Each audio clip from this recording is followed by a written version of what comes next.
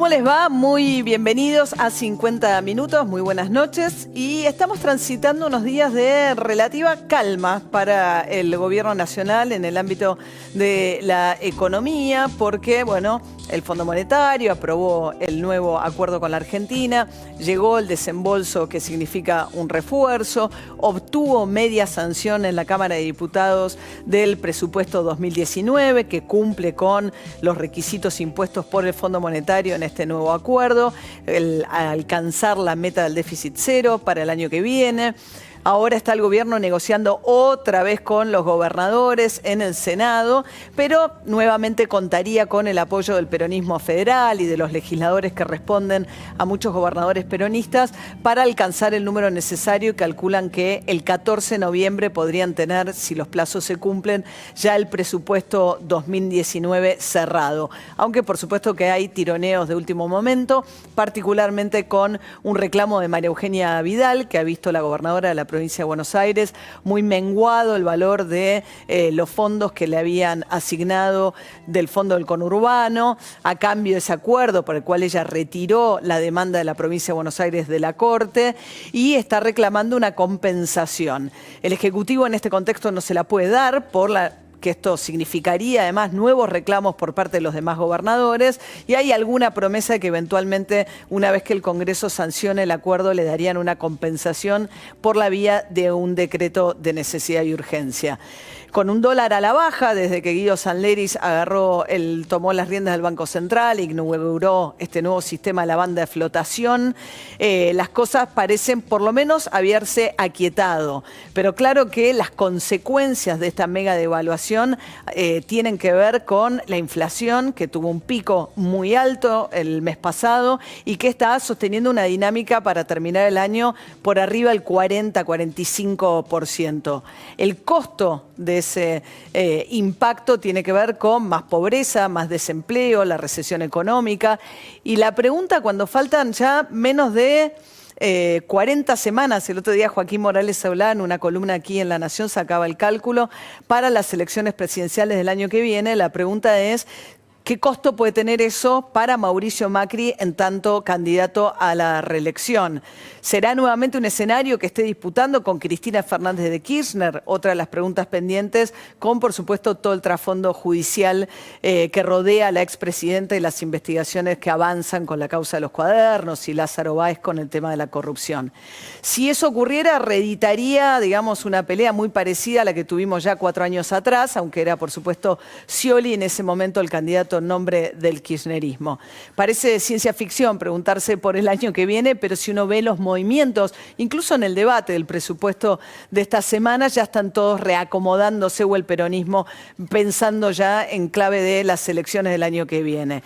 Con el impacto, que es difícil de medir ahora, de las elecciones de Brasil, el triunfo de Jair Bolsonaro, que para muchos analistas lo que está planteando es la llegada de populismos de derecha a América Latina, por supuesto que también muy en línea con lo que ocurre en Estados Unidos con Donald Trump.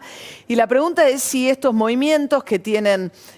Por un lado, el fenómeno se explica por el deterioro y el desprestigio del PT, del partido de Lula da Silva, justamente en causas por corrupción, pero el surgimiento de un político que habla de valores morales, que habla de la religión, que dice que lo suyo es una misión que Dios le ha encomendado, que tiene un discurso de mucha intolerancia hacia las mujeres, hacia los homosexuales.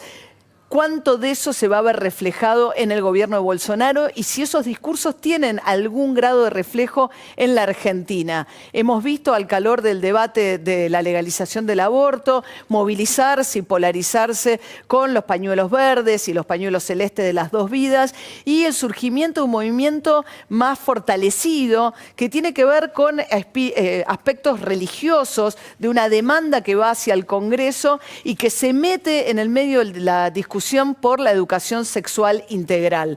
Una ley del Congreso que obliga a dar educación sexual en las escuelas, que lleva ya muchos años, pero sin embargo se dificulta mucho la implementación. Hoy mismo se conoció una noticia muy dramática que habla de la falta de educación sexual en Jujuy, un barrio muy pobre. Hay 30 chicas embarazadas entre 200 alumnos, y durante el debate por la legalización del aborto se hablaba mucho de justamente la carencia de una educación sexual para prevenir embarazos no deseados. ¿Qué va a pasar ahora? Hay una modificación en debate en el Congreso para eliminar un artículo que permite que las escuelas, sobre todo las religiosas, adapten los contenidos de la ESI, de la educación sexual integral, a su propio ideario. Los críticos dicen que eso lo que ha hecho es impedir que la educación sexual sea enseñada en las escuelas. Y a su vez, familias que se movilizan en contra de la educación sexual plantean que los contenidos van en contra de sus morales, hablan de una ideología de género. Es un debate que se está dando fuerte en nuestra sociedad alrededor de esta nueva discusión en el Congreso y que vamos a estar dando nosotros aquí en 50 minutos con algunos de sus protagonistas. Vamos a arrancar ahora antes con un análisis justamente de la coyuntura a la mano de uno de los analistas más lúcidos, lectores además sagaces de la opinión pública. Alejandro Katterberg de Poliarquía está con nosotros. Muy buenas noches y aquí comienza 50 minutos. Nosotros íbamos 7 personas. Una es un ciudadano turco que llegó de Estambul, que estaba visitando a un amigo en Buenos Aires. La Argentina no puede ser el país idiota de Latinoamérica. Tiene que tener un sistema migratorio que controle qué tipos entran a la Argentina. Ya estamos en contacto con el juez y con el fiscal para tener un juicio abreviado y poder deportarlos lo antes posible. El procedimiento que acaba de describir el ministro Frigerio se hace todos los días. Necesitamos volver a los valores, al respeto, al servicio militar para los que no estudian ni trabajan, a no la ideología de género que está planteando, no son el camino a seguir. Bien, Alejandro Katterberg, buenas noches, gracias por venir. Hola María.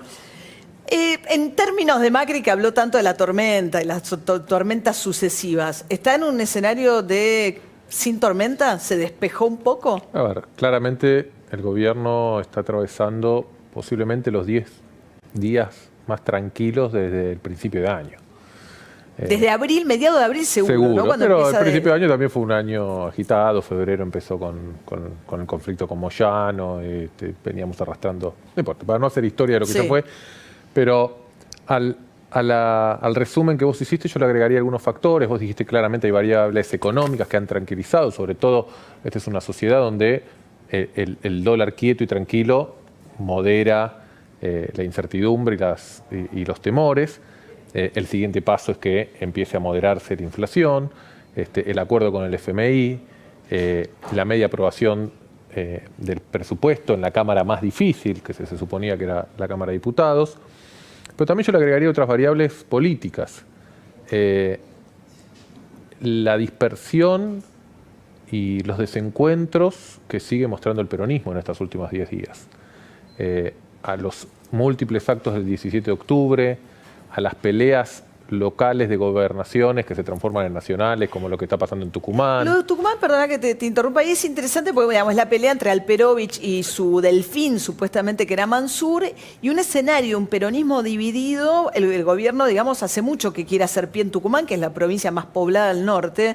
No sé si va a pasar o no. Pratgay quería ser candidato en Tucumán, pero con un peronismo dividido suben las chances de un tercero también, o eventualmente. Bueno, pero no es solo el caso de Tucumán. Hay muchas provincias donde el peronismo tiene estos conflictos entre liderazgos anteriores y actuales y entre líneas más cercanas al kirchnerismo y líneas más tradicionales del peronismo. Es el caso de Chaco, es el caso de San Juan, es el caso de varias provincias.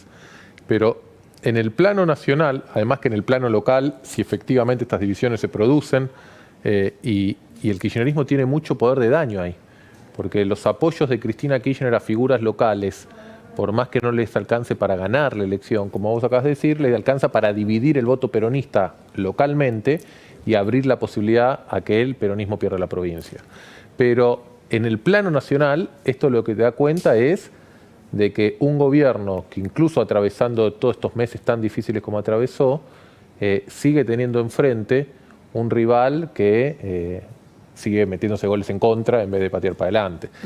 Y en todo esto yo te diría, María, que también me parece muy importante lo que pasó estas semanas, el conflicto con Moyano por parte del gobierno, el acto que ocurrió de Moyano con algunos sectores de la iglesia. El acto en Luján. El acto de Luján. Eso al gobierno le viene fenómeno, ¿no? O Durán Barba dice que festeja, que cada vez que le queda enfrente... No sé qué hará Jaime Durán Barba, pero conceptualmente, María, el gobierno lo que necesita... obviamente el apoyo y la popularidad y el respaldo que el gobierno tenía y que había conseguido en los 2 primeros años en una mayoría social se fue reduciendo. El gobierno había logrado avanzar sobre territorio peronista, por decirlo de alguna forma, sobre votantes históricamente peronistas, no ideológicamente, pero culturalmente peronistas. Por eso se explica que Macri durante los 2 primeros años tuvo casi más del 55% de aprobación en promedio, la enorme elección que hicieron solo hace un año atrás, ganando en 13 provincias. Pasa que de octubre para ahí fue una picada. Entonces, esa picada que vos decís, lo que fue haciendo fue llevando a que ese apoyo que habían ganado en sectores independientes, apolíticos, desinteresados, de sectores populares, se fue perdiendo. Básicamente porque la economía se fue cayendo. Ahora lo que le queda al gobierno, al día de hoy, es su núcleo duro. La base de voto, Cambiemos, clase media, antiperonista, que históricamente, incluso en los peores momentos después de las gestiones no peronistas, votó por candidatos no peronistas. En el medio del fin de la debacle económica de Alfonsín, Angeló sacó 39% de los votos. Después de la debacle de la Alianza, el voto dividido entre López Murphy, Carrió, más el candidato radical de ese momento que era Moró, sacó 35% de los votos. O sea, hay un 35 de piso no peronista que o 30, 35. Está entre 30 y 35. Sí. Y por eso te digo, si vos te fijas, en el 89 sacaron 38, en el 2003, después de la Alianza, sacaron 35. En el mejor momento de Cristina Kirchner, el voto dividido entre Alfonsín y Wiener sacó más de 30. Ese voto está, y ese voto fundamentalmente se mueve por intereses o por demandas no necesariamente ligadas a la economía. No es que la economía no importe, pero la agenda de esos votantes está más ligada a la transparencia, la institucionalidad, la calidad antiperonismo. Me parece que el antiperonismo también, pero el antiperonismo ligado a eso, ¿no? Al rechazar una figura del populismo, autoritarismo, corrupción, menor involucramiento en cierta medida o no tanto del Estado. Hay toda una agenda más institucional, por decirlo de alguna forma, histórica de esos sectores que no dependen tanto de la economía. Entonces, hoy el objetivo principal del gobierno debe ser mantener ese voto. Con 33% de los votos, María, matemáticamente estás en el balotaje. Sí, en el balotaje sí. O sea, ahora, lo que pasa es que el balotaje es una quimera, sobre todo para el que tiene como un poco el peso de ganar. O sea, cuando un presidente, me parece, no lo sé porque no hemos tenido tampoco ningún presidente que haya ido a una reelección fue un balotaje. O sea, la única experiencia pudo haber sido la de Menem, pero no necesitó, ganó en primera vuelta electoral, ¿no? Cristina Kirchner. Cristina Kirchner, después tampoco. O sea, ningún presidente en ejercicio que fue una reelección, desde que existe el balotaje en el 94, tuvo que ir. Me da la sensación que si un presidente va al balotaje, entra un poco derrotado, no derrotado porque va a perder, pero es una derrota para un presidente en ejercicio no ganar en primera vuelta.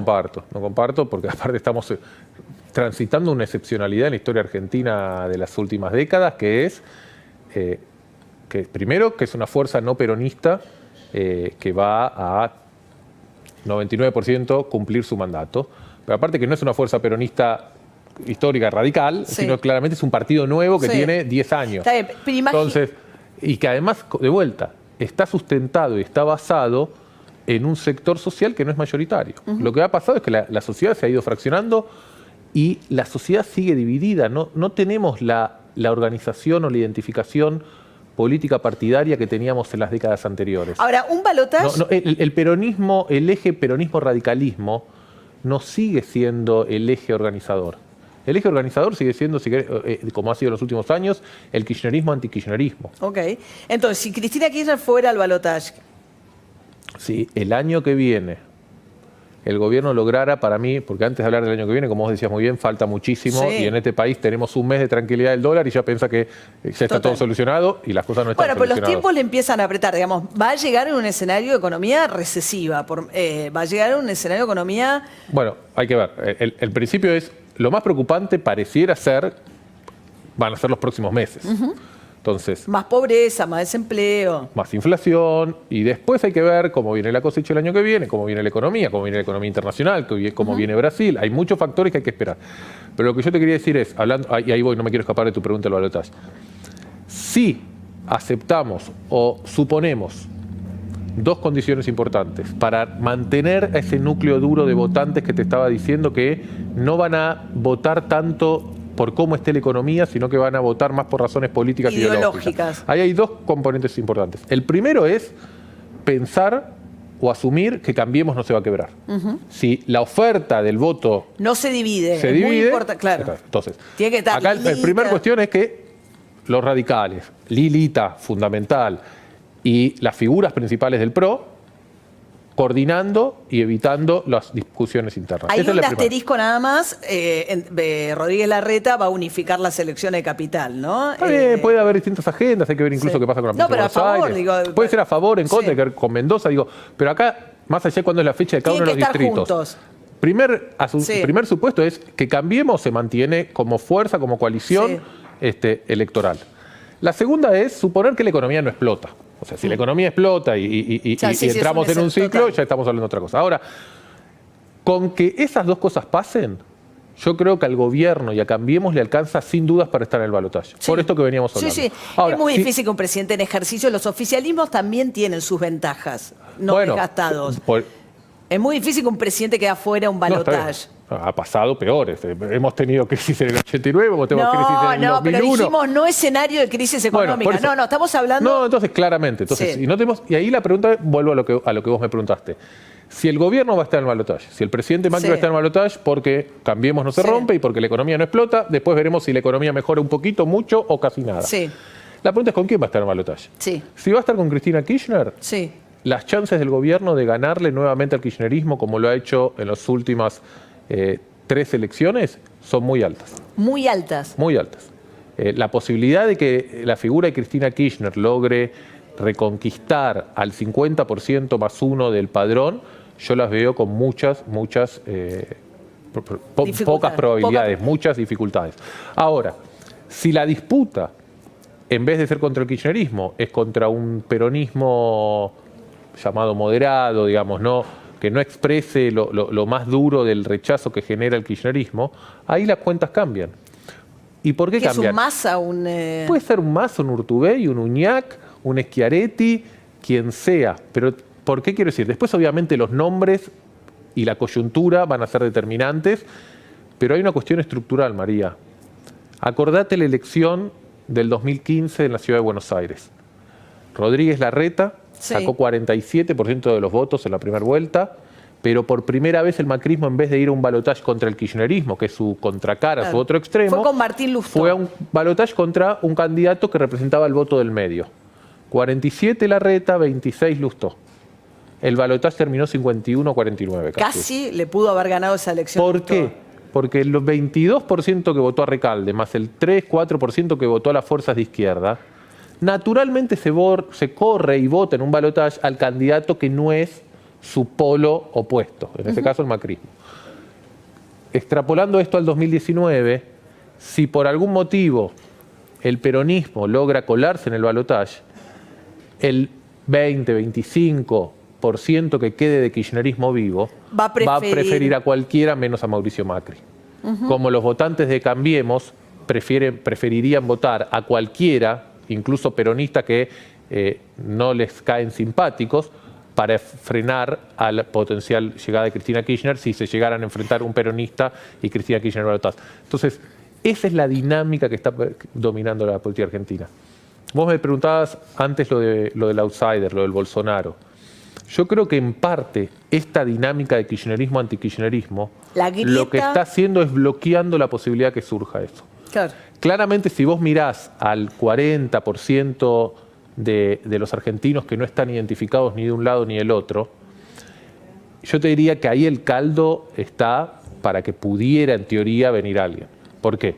Porque la economía está mal, porque los niveles de preocupación personales, de inseguridad, miedo, inseguridad de todo tipo, desazón, ¿no? Porque inseguridad laboral, inseguridad de ser víctimas de crimen, inseguridad en temas de salud, digamos, la situación para esa gente está muy mal. Estoy hablando del 40%, sectores trabajadores, clase baja, que viven generalmente en los suburbios de las grandes ciudades, y a todo eso sumale cuadernos y la corrupción que empiezan a ver que ya muchas veces no era solo cuestión del kirchnerismo, sino del sector privado y de las grandes empresas. Entonces, en ese público, uno podría pensar que podría surgir alguna figura que con un discurso extremo genere cierto atractivo, con un discurso antisistema, antipolítica.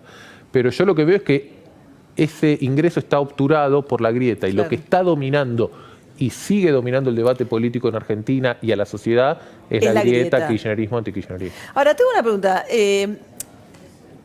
Cristina Fernández de Kirchner, ¿no? Si uno tuviera que imaginar qué va a hacer, porque uno dice, si su principal objetivo es derrotar a Macri, y si ella creyera en este escenario que vos decís, de que lo que conviene es que ella se corra, eventualmente podría hacerlo. Pero si uno mira el historial del kirchnerismo, con Néstor y Cristina Fernández de Kirchner y Máximo, han jugado del 89 a esta parte siempre. Es como si fuese en contra de la naturaleza de la forma... Pero a ver, María, yo estoy convencido que el kirchnerismo y Cristina Kirchner está convencida de que van a ganar la elección. Ah, o sea, no, claro.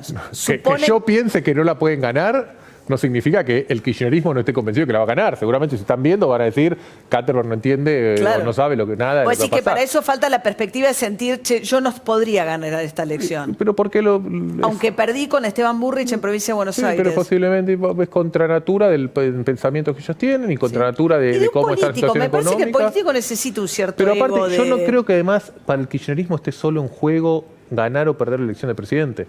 Lo mismo el año pasado, mucha gente estuvo todo este debate si Cristina Kirchner se iba a presentar o no y si podía ganar o no. Cristina Kirchner el año pasado no ganando, ganó.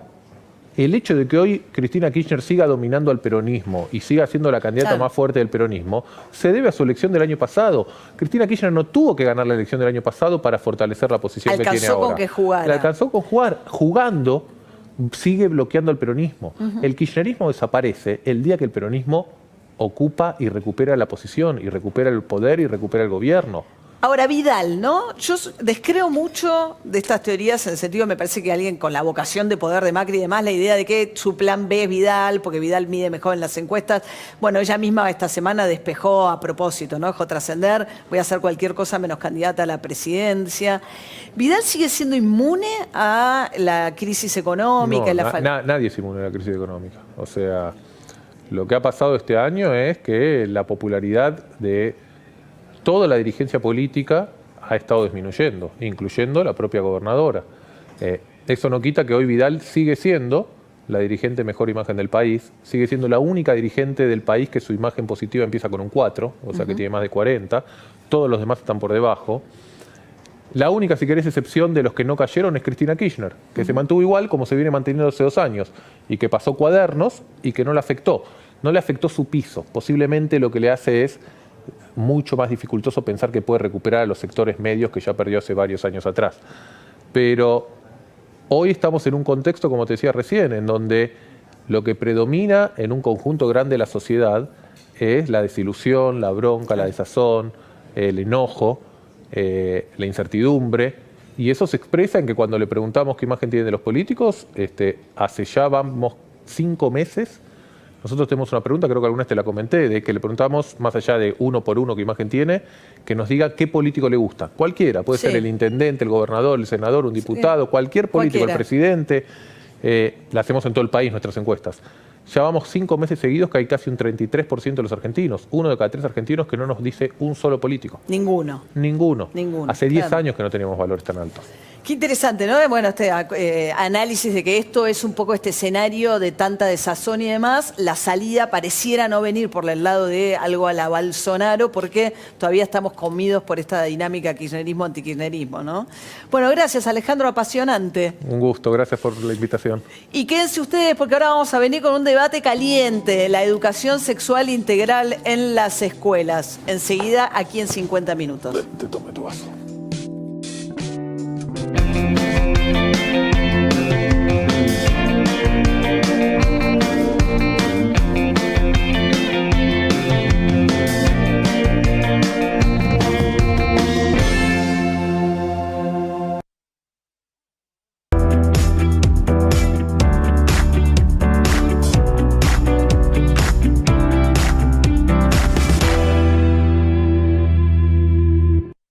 Ya vuelve 50 minutos. Su atención, por favor. Chanquitos en armado, promoción en góndola, preparados para el despegue. Subimos, Chanquito. Vamos que nos vamos. Vení a Coto, comprá, sumá millas Aerolíneas Plus y viajá al destino que más te guste. Supermillas Coto, vení al super y salí viajando. Un video puede más que 1000 palabras. Juntos nos propusimos cambiar un país, ni más ni menos. Y ese cambio que teníamos que hacer era profundo. Traer estas máquinas a la Argentina, que es algo que no sucedía en el país desde hace más de 50 o 60 años. Eso es lo que estamos haciendo, en lugares que vemos y en lugares que no vemos. Miren, gente, este dibujito es esto, miren cómo vamos. Lo estamos haciendo en los puertos, en los aeropuertos. Se acabó, señores, esto de pasar por Buenos Aires para viajar por Argentina. En el medio del mar, en el medio de la nada. Lo estamos haciendo en los pueblos, donde no se hacía hace mucho. Nos llena de alegría poder llevar a los chicos a la escuela sin tener que embarrarnos. En las fábricas, en el campo. Esto el verano carga, papá, de 1000 toneladas, 50 vagones cargados de soja, entrando a Timbúes. De noche, con lluvia. Nos propusimos sacar adelante de una vez por todas este país, para mejorar la vida de todos. Por ahí va a pasar el agua que no va a entrar más en mi casa. Puede ir más rápido o más lento. Pero lo importante es que estamos convencidos de que se puede. Mira el trencito, carne argentina. ¡Qué grande! Así estamos construyendo el país que queremos. De a poco, pero para siempre. Estamos todos muy orgullosos de ser ferroviarios. Vamos a Argentina y vamos los ferroviarios. ¡Vamos!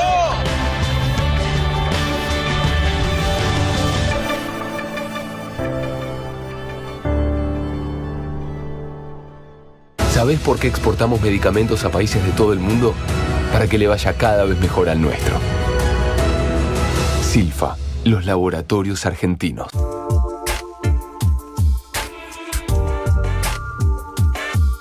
Nina, despierta tus sentidos.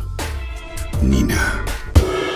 Estar subido a un caballo de polo, sujetando las riendas con una mano y una copa de Navarro Correas con la otra, te hace decir cosas irónicas como una vuelta para todos. Venía a pasarla bien al carrusel de polo Navarro Correas. 10 de noviembre al 15 de diciembre, Campo Argentino de Polo. ¿Sabés por qué nuestros científicos parecen astronautas? Para llevar a Argentina cada vez más alto. Silfa, los laboratorios argentinos. Juntos, encontremos la manera de seguir disfrutando con las mejores ofertas del Cyber Monday en Tienda Coca-Cola. Del lunes 29 de octubre al domingo 4 de noviembre, paga 4 y llévate 6 productos de la línea Coca-Cola. Encontrá todas las ofertas en www.tiendacoca-cola.com. Sigue 50 minutos.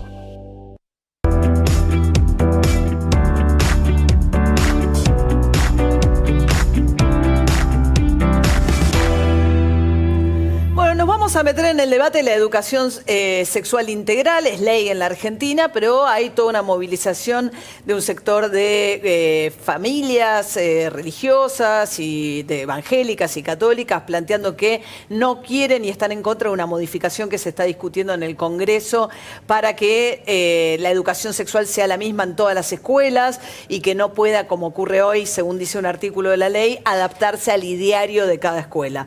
Vamos a plantear este debate tenemos dos de un lado, dos del otro, sí, es bastante elocuente también en ese sentido. Amalia Caballero preside la Sociedad Sembrar Valores, buenas noches. Buenas noches, ¿cómo estás? Alejandro Cruz es pastor evangélico. Buenas noches. Claudia Munarriz Arce enseña clases de ESI en las escuelas primarias. Exactamente. Ahí está, es profesora de Educación Sexual Integral. Y la doctora Diana Pascualini es pediatra, especialista en temas de adolescencia. Buenas noches a todos. Buenas noches. A ver, ¿por qué se movilizaron el domingo con Mis Hijos No en una marcha frente al Congreso? Mira, creo que se movilizaron, yo no estuve participando en esa movilización, pero justamente porque estamos muy interesados en que realmente se dé la educación sexual, que los colegios y los padres tengamos la libertad de educarles a los chicos, no solamente en educación sexual, sino en todo, con libertad, de acuerdo con... O sea, que no sea el Estado el dueño de los hijos, sino que sean los padres y los padres puedan tener la libertad de elegir la institución donde quieran que sus hijos sean educados. Ahora, entonces, queremos que tengan una educación sexual con la perspectiva con una perspectiva que nosotros le llamamos perspectiva humanista o personalista, porque la educación sexual que se viene dando con las directivas del Estado ha demostrado un fracaso, unas debilidades muy fuertes, justamente por no haber logrado el consenso de la sociedad y ni el apoyo de la familia. A ver, así creció el así aborto, creció el embarazo adolescente y aumentaron terriblemente las enfermedades de educación sexual. A ver, de transmisión. De transmisión sexual. Me Entonces parece ahí que es donde está el conflicto, me parece, más que nada. hay un drama, que lo estamos viendo, que lo contaba yo hace un ratito, hoy la escuela de Jujuy, 30 chicas embarazadas sobre 200 alumnos. Te quiero decir que eso lo desmintieron, Digo, porque yo también recibí esa información. Pero de todas maneras, es tremendo igual. En el mundo caen los 30, embarazos 15, no deseados y en el norte de la Argentina han subido, ¿no? En la Argentina estamos con una problemática que se agravó. Hay que tener cuidado con la información. ¿Pero por qué se agravó? ¿Cuál es tu opinión? Mi opinión es que en muchas de las escuelas, tanto en todos los niveles, inicial, primario, secundario, cuando no están o no se puede implementar la ESI de forma efectiva, no hay espacios de reflexión. ¿Estos espacios de reflexión para qué sirven? Para que toda la comunidad educativa, familias, docentes, directivos y estudiantado puedan manifestar dudas con respecto a la sexualidad. Pero la sexualidad no entendida únicamente como genitalidad o como sexualidad reproductiva, sino en todos los aspectos que abarca la sexualidad. O sea, se puede expresar de diversas formas y está influida por cuestiones políticas, afectivas, sociales, que es lo que, por eso, la ley de educación sexual integral es integral. Justamente. Ahora, Diana planteaba recién, no quiero que el Estado me diga, como dice... Diana es ella, yo soy María Amalia. María Amalia, perdón, planteaba para preguntarle a Diana, justamente dice, bueno, en materia de educación sexual no en quiero general, que pase no como con otras materias, que el Estado me baja el contenido. Yo estoy de acuerdo con que el problema del embarazo adolescente es un problema de salud pública. Así que creo que el Estado tiene que bajar líneas, es su obligación. ¿El Estado tiene que bajar línea? Absolutamente. El Estado, además, en este momento está haciendo o empezando a hacer una gran campaña de prevención del embarazo no intencional en la adolescencia. Y la única forma de prevenir el embarazo no intencional en la adolescencia es con educación sexual. Es cierto que la educación sería ideal que lo dieran los padres en sus casas, pero nosotros sabemos que esto no es posible para todos los padres y por el otro lado sabemos que el embarazo adolescente es mucho más frecuente cuando no hay diálogo en la casa, cuando hay violencias y cuando hay abusos. Y esas chicas, si no tienen educación sexual en la escuela, no tienen oportunidad de saber cómo cuidarse y cómo cuidar al otro. Así que la educación sexual debe existir. La ley 2006, que se aprobó en el 2006, es una muy buena ley. Si se mejora para mejor educar y mejor prevenir, bien. Pero hay que tener cuidado de que ese sea el objetivo y no el contrario. A ver, y el hecho, quiero aclarar algo de Jujuy. Las provincias del NOA y del NEA tienen un alto número de embarazos adolescentes. La proporción de embarazos adolescentes en el norte llega al 23-25%, que es igual que los países más pobres de América Latina. Mientras que Capital Federal tiene solamente un 6% de promedio de embarazos adolescentes. Esto tiene que ver no solamente con la educación, sino con factores culturales y factores socioeconómicos. Se sabe que las familias que tienen menos recursos son las que menos insisten en la educación de sus hijos. Ahora, Alejandro Cruz, que es pastor evangélico. Alejandro, ¿ustedes están bien con esta ley, tal como está? Sí, perdón, María, me quedé pensando en todo lo que dijeron. Dale. Quisiera retomar un poquito. Para mí está bueno que la mesa sea redonda porque en verdad yo no creo que estemos enfrentados en esta mesa. Personalmente, y creo que lo hablamos un poquitito el otro día en la radio, tanto las escuelas confesionales y en la historia de la historia moderna, el movimiento cristiano ha sido un gran generador de cultura. Digo, Harvard. No, pero está bien, vamos, perdóname, pero vamos al asunto. O sea, entonces, yo estoy de acuerdo, por ejemplo, la ley del 2006 me parece fantástica. Ahora, se aprobó en el 2006. No puede ser que la columna vertebral de dicha ley esté basada en una ley que se aprobó en el 2012, que es la de perspectiva de género. Entonces, ¿Qué hicieron? Durante los 6 primeros años de que se aprobó la ley, que no tenían contenido y no lo pudieron dar. A ver. Para mí tiene razón ella. El tema acá es educar. Y considero que la doctora está, pero extremadamente en lo correcto cuando dice que el problema no es solamente de la ley de educación sexual integral, sino que hay una cosa de socioeconómico. O sea, no es casualidad que el NOA sea el sector más pobre del país. No, está bien, pero ustedes plantean que la ley, que el contenido está basado en la ideología de género. Bueno, es que ahí hay un problema que me parece que es lo que le está diciendo, que hay una ley de educación sexual y posteriormente hay una ley de instalar la ideología de género de manera transversal en el país. Entonces, ocurre que ahora lo que quieren hacer es que la educación sexual solamente se pueda dar desde la ideología de género. El problema que tenemos con la ideología de género, por lo menos yo y la gente con la que trabajo, que estamos desde una perspectiva personalista, la primera es que las ideologías de por sí son totalitarias. O sea, una ideología es como que no es abierta, no es conversable. Pero, o sea, la ideología de género es... Y tiene un problema serio la ideología de género, que te voy a decir que es esta. Dialoguen un poco más, porque dale, si no se yo no sabía cuánto decir. No, suéltense un poco más, porque la ideología de género, el problema, déjame que termine la idea que estaba explicando y ya está. La ideología de género, el problema que tiene es que considera el sexo, al cual llama género, como una construcción cultural. Mientras ahí puedo decir. Hay una confusión. Dale. Sí, bueno, si querés terminar la idea. No, lo que yo quería, en realidad tenía razón. Yo debería haber explicado mi perspectiva de que ella. No, quedémonos acá, porque si no, dale. No, la perspectiva que nosotros tenemos es: hay una realidad científica, biológica, biopsicosocial y cultural que hace que cuando vos nacés seas nene o seas nena. Y además eso pero soltemos un poco la palabra. Ahora, porque eso no, se define algo. ¿Puedo hablarlo algo desde la ciencia? Dale. Sí, desde la ciencia. A mí también me gustaría explicar algo. Porque no. Si hablan un poco más cortito, hablan dale, todos. dale. Así no se Cuando quedan. todos nacemos, es decir, no todos, porque por supuesto que hay chicos que nacen con hay excepciones, claro. Órganos masculinos y femeninos. En realidad, cuando los ¿Tiene chicos... una idea de qué porcentajes son? Son muy poco el porcentaje, muy poquito. Estamos hablando de 0,1, 0,2. No importa.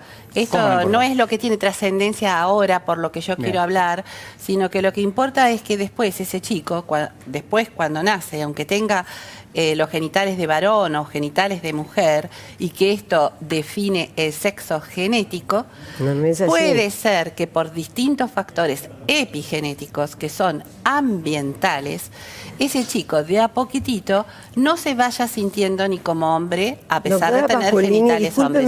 Perdón, a mí me gustaría también. Es que ella es doctora y no puede decir que los genitales, pero no puede ser que los genitales sean lo que definen. A mí me parece que es una cuestión de hablar. Una cosa es el sexo y otra cosa es el género. Una persona que nace con sexo masculino, con el tiempo puede llegar a sentir por distintos factores desconocidos y en distintos momentos. Y se cree que intervienen factores epigenéticos que es muy fácil de explicar en una mesa de ciencia y muy difícil de explicar en la televisión. Puede llegar a suceder que con el tiempo no desea pertenecer al sexo que tiene. Y eso tiene que ver, y eso es lo que llamamos género, la identidad. Y yo desearía medir 1,90 y mido 1,50. Bueno, yo rescato un poco lo que dice la doctora con respecto a que es importante diferenciar. No hay ideología de género, quiero aclarar, ¿eh? No existe la ideología de género. Es una fantasía, una creatividad. Esto no me puede decir. Bueno, eso no me puede decir. Es importante igual que respetemos la palabra, ley porque dice que hay que educar según la ideología de género. No existe ideología de género. Bueno, pero va a buscar la ley. No, la ley dice la ley. No, la otra, la del perspectiva. Es importante que podamos diferenciar lo que es sexo biológico y lo que es el género. Exacto. El género es una construcción cultural y una construcción social. El sexo biológico es la genitalidad con la que nace la persona. No. La construcción cultural también es ciencia. La ciencia social es la antropología. Son ciencias también. Sí. Pero es importante esa diferenciación, ¿por qué? Porque las personas que no se sienten identificadas con el género que le asignaron al nacer, que puede ser masculino o femenino. ¿Cómo? ¿Quién se lo asignó? ¿Que le asignaron? Cuando un nene nace con pene, le asignan que es un varón. ¿Pene y qué más? ¿Quién le asignó? Pene, ¿qué más nace? Al momento de Nació nacer... por los cromosomas. Los entonces los cromosomas mandan. Si vas a hacer XX entonces los cromosomas mandan. Por eso, no, los cromosomas es una más Digo, yo reconozco... expresión de los cromosomas y de los genes. Es una más. Pero además... Puede llegar a suceder que por distintos factores, que tiene que ver lo ambiental, doctora, en lo que va de la charla dijo 3 veces puede pasar, quizás ocurre. Sí, puede pasar, pero no sabemos. Pero perdóneme un minuto. Y se que sabe. no estoy negando, no estoy negando que pueda pasar. Yo no estoy negando, no sé quién sabe, pero porque digo, todo es demasiado... Mire, yo estudié un montón. Pero me perdona todos los artículos que leí. Me perdona mi amor, con artículos no vamos a ninguna parte. Se sienta tranquilamente, en un año sabrá tanto como yo. Me perdona asumiendo de que no sé. Asumiendo que no leí. Que hay cosas que no leyó, que no sabe. Está asumiendo. No es una buena no es un buen escalón. Perdóneme un minuto, doctora, perdóneme. Si ordenamos un poco, porque si nos pisamos tampoco se escucha. Que le quiero preguntar a Claudia, que es la que enseña ESI en este momento, ¿qué tipo de contenido hay? Porque ustedes se están planteando... Pero vos están mostrando ahí el contenido. Y... ¿Cuál es, digamos, este es el contenido que ustedes no quieren? No es que no quiera. Lo que pasa es que le dicen al chico, lo que las señoras están diciendo acá, que es que el sexo depende el género depende de su gusto. Hagamos un punto, pues le acabo de preguntar a Claudia, hagamos un punto acá. Claudia, ¿qué es lo que enseñan ustedes en base a los materiales del Ministerio de Educación? Se enseña todo el tema de respeto por la diversidad y esta diferenciación que estábamos hablando de respeto a la diversidad. Pero dejémosle terminar a Claudia un minuto. Desde los contenidos de educación sexual integral se busca justamente eso, reforzar los vínculos de los niños y niñas entre ellos mismos y entre ellos en su propia individualidad y particularidad, y que justamente puedan respetar la diversidad. ¿Para qué? Pero también respetar todas las diferentes identidades que están en esa diversidad. Las identidades binarias, que son las reconocidas como varón y mujer, y las identidades no binarias, que podemos discutir por horas. Binario es varón-mujer. Exactamente. Lo que ustedes dicen es que ustedes enseñan, para que entendamos más o menos la discusión, hay muchas cosas que ustedes ya sobreentienden porque están metidos en este debate. Pero digamos, o sea, vos decís, vos que enseñás, Claudia, la ESI en la Ciudad de Buenos Aires, en el primario, enseñás una cosa que decís que no es binario, hombre-mujer, la sexualidad. No, dice que enseña las dos, dice que enseña binario y no binario. Se enseña que existen, porque existen identidades intersex, existen identidades trans, identidades travestis, y ya el hecho de que existan, se tiene que enseñar a que se puedan justamente respetar. ¿Para qué? Para no caer en situaciones de discriminación. Ahora, me parece que si hablamos de situaciones de discriminación, deberíamos tener todos la capacidad de tener el espacio de expresar lo que todos pensamos. Eso es muy importante en las clases de ESI. Los docentes de ESI porque hay una particularidad con lo de ESI. Déjame terminar un segundo para terminar de expresar la idea. Mientras que lo decís, pero sí, decilo. Justamente los docentes nunca vamos a bajar una opinión personal. No, ¿sí? jamás. Vas a bajar la opinión del Estado. No hay la ideología de género. Lo que se busca justamente es que los niños y niñas puedan tener y conocer que existen diferentes identidades en el entramado de lo social y que todas esas identidades deben ser reconocidas, deben ser respetadas y tienen el derecho a no ser discriminadas. ¿Por qué? Porque si son discriminadas, caemos en que esas identidades no pueden ejercer plenamente los derechos que como personas y ciudadanos y ciudadanas tienen. En eso estamos de acuerdo. Tenemos un punto de acuerdo. Ahora, lo único que pasa ahí es que, y es puntual y tiene que ver con la modificación, que es de lo que hablamos, es que cuando hablamos de lo sociocultural y de lo que la doctora, de todo lo que estábamos hablando recién, lo sociocultural se construye, hay gente que en el tiempo elige una cosa distinta, pero hay otra gente que no. Y esa otra gente también tiene... Bueno, y eso también es totalmente respetable. Exacto, por eso es que la modificación del ESI carece de piso. Para que se entienda. Hoy el ESI tiene un artículo, la educación sexual integral, que dice que las escuelas pueden adaptar a su propio ideario. Que tiene que ver con el ADN porque fueron creadas. Entonces, las escuelas religiosas. Entonces, todas las escuelas. No, todas las escuelas. Bueno, está bien, pero las escuelas públicas, laicas, dan el contenido. No. Yo te digo, perdón, que disculpame que te diga. Termino la idea. Sí, ahora no estamos hablando de lo más importante, me parece. Pero termino la idea y ahí vamos. Entonces, el punto es, ese artículo permite que las escuelas adapten adapten a sus valores o a su ideario el contenido. Y está bien. Que fue creado socioculturalmente por la razón por la cual se hizo la escuela. Bueno, termino. Entonces, ahora hay un debate por el cual se quiere eliminar ese artículo y las escuelas fundamentalmente religiosas no quieren que ese artículo se elimine porque dicen me va a bajar el contenido del Estado. Doctora, ¿usted qué dice? Mire, yo creo que las escuelas siempre enseñan según su ideario. Esté escrito o no esté escrito. Es así.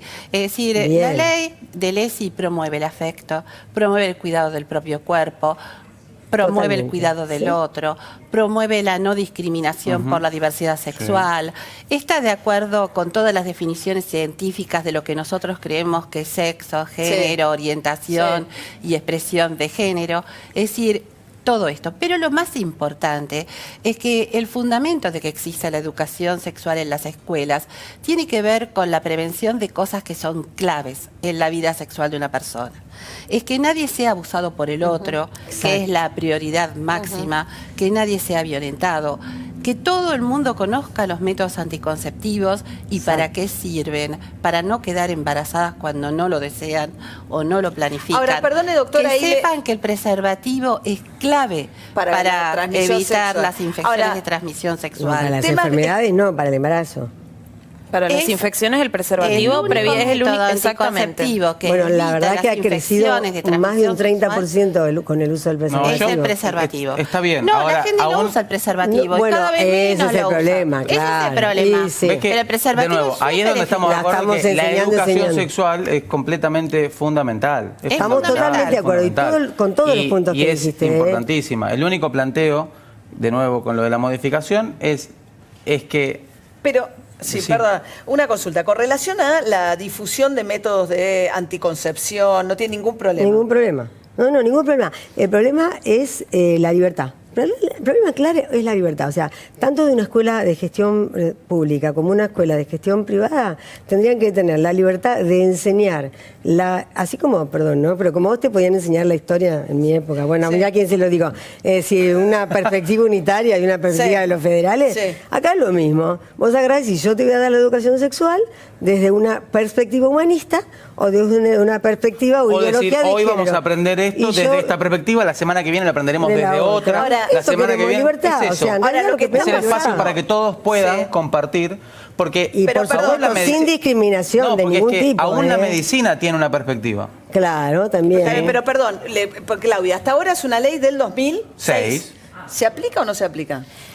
Es una ley que se aplica con muchas dificultades. ¿Por qué? Porque han habido una cantidad de vaciamientos en la aplicación de la ley y porque justamente todavía hay mucha resistencia por parte de toda la comunidad educativa para que se aplique. Pero justamente es una resistencia que está fundamentada desde el desconocimiento, cuando particularmente en jornada extendida, cada vez que se abre un espacio de educación sexual integral, se convoca a la comunidad educativa, se plantean los temas a tratar, cómo van a ser las actividades, las dinámicas desde ahí, y siempre es bien acogido el espacio de educación sexual integral justamente porque los niños y niñas lo requieren, lo piden. De hecho, en las últimas pruebas a ver, 8 de cada 10 niños y niñas pidieron justamente tener educación sexual integral en la escuela. Me queda un minuto, le voy a dar un lo minuto más a cada uno. importante para mí es que existe un gran proyecto que acompaña a la SAP de prevención del embarazo no intencional, que está... La SAP es la Sociedad Argentina de Pediatría,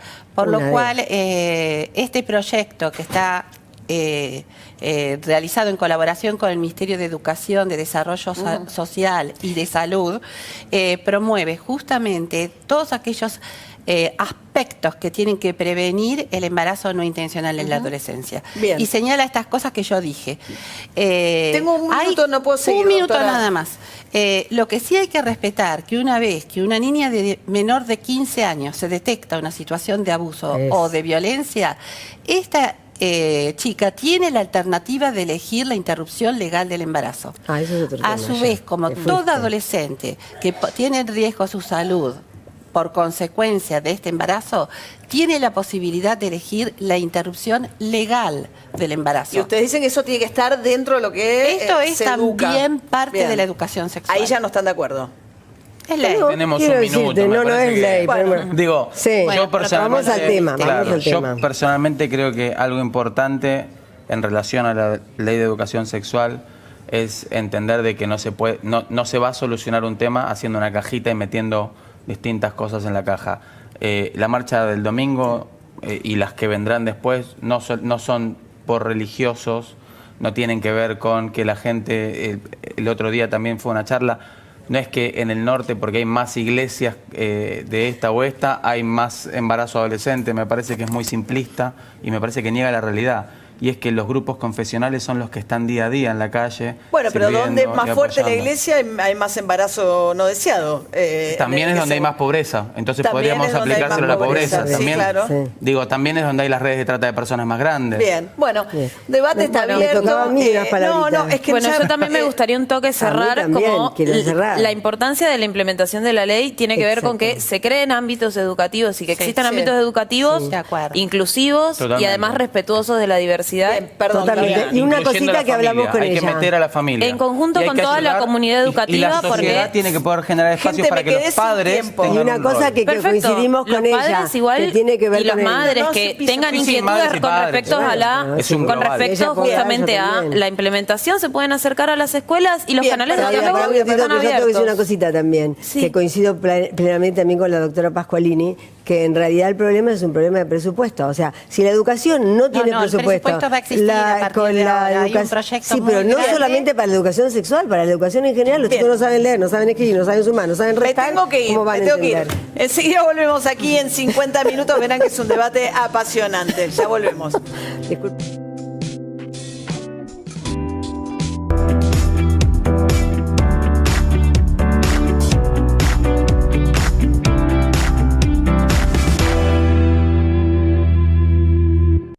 Ya vuelve 50 minutos. ¿Sabes por qué invertimos tanto en desarrollar medicamentos biotecnológicos?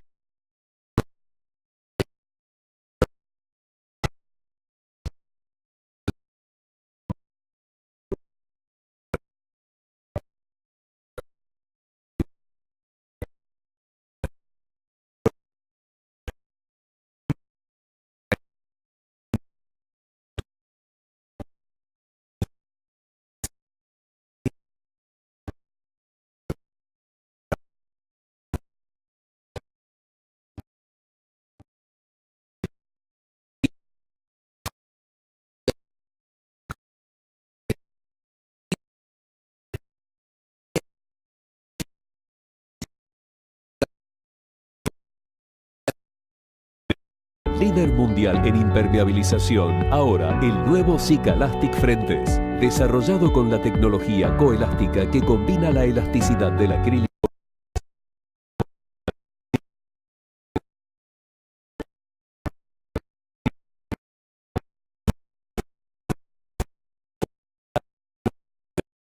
Walmart y Chango Más vuelven a traer el auténtico Black Friday. 5 días de super ofertas. Leche Great Value 23,90. 2x1 en más de 250 productos. A 130 pesos el kilo. Aprovecha más de 17.500 productos para llenar tu changuito con todo lo que necesitas. Del miércoles 31 al domingo 4, vení al Black Friday de Walmart y Chango Más. Esta es la ruta del vino. Pero existe otra. La de Trapiche. La ruta pasa por nuestra bodega en Mendoza y llega hasta el Atlántico, donde creamos los primeros vinos al borde del mar. Nuestra ruta no tiene fronteras, porque somos la bodega argentina que más vinos exporta en el mundo. El camino sigue. ¿Quién sabe dónde termina?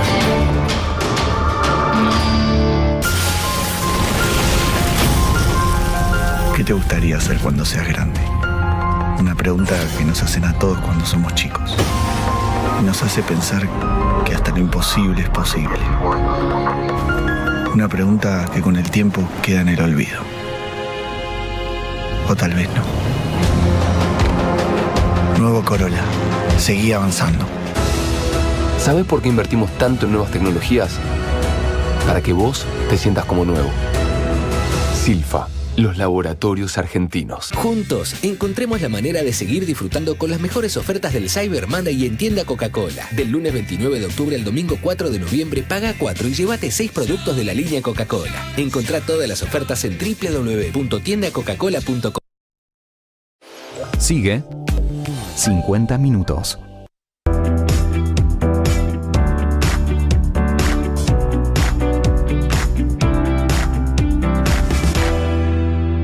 Bueno, acá estamos con el equipo de 50 minutos. Iván Ruiz, buenas noches. ¿Qué tal, María? Buenas noches. Mati Di Santi, ¿cómo va? ¿Cómo andás, María? Bien, bueno, otro de los temas de debate, por si nos faltara alguno esta noche. Tal cual. ¿No? Después de las 4 detenciones de extranjeros en la marcha del Congreso, Así es. se revitalizó la discusión sobre los extranjeros en la Argentina. Tal cual. Y el Gobierno Nacional, junto con un sector del PJ, sobre todo con Miguel Ángel Pichetto a la cabeza, lo que quieren es endurecer, modificar la ley de migraciones del año 2004, perdón. Y lo que están haciendo de alguna manera es, bueno, ya plantear el debate en el Congreso, pero llevar a la ley lo que ya están haciendo en la práctica, María. ¿Qué es expulsar a los extranjeros? Exactamente. ¿En qué tipo de situaciones? Mirá, y estamos viendo el aumento de las deportaciones de inmigrantes. Fíjate cómo ha aumentado desde el año 2016, 2017, 2018, pasamos de 4 en el año 2015 a 150 en el año 2018.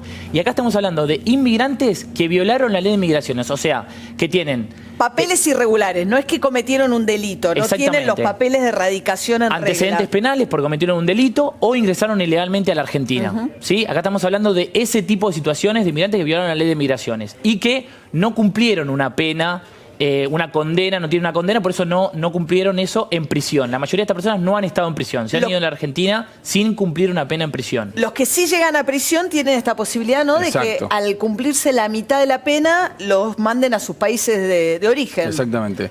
Y hay un cambio importante que ocurrió en 2016 que es justamente el DNU de Mauricio Macri, firmado por el presidente, que modificó las condiciones de la ley de migraciones. Sí. Y esto es básicamente una intervención, justamente de la Dirección de Migraciones, para acelerar el proceso de los que sí tienen causas penales, los que sí cometieron un delito.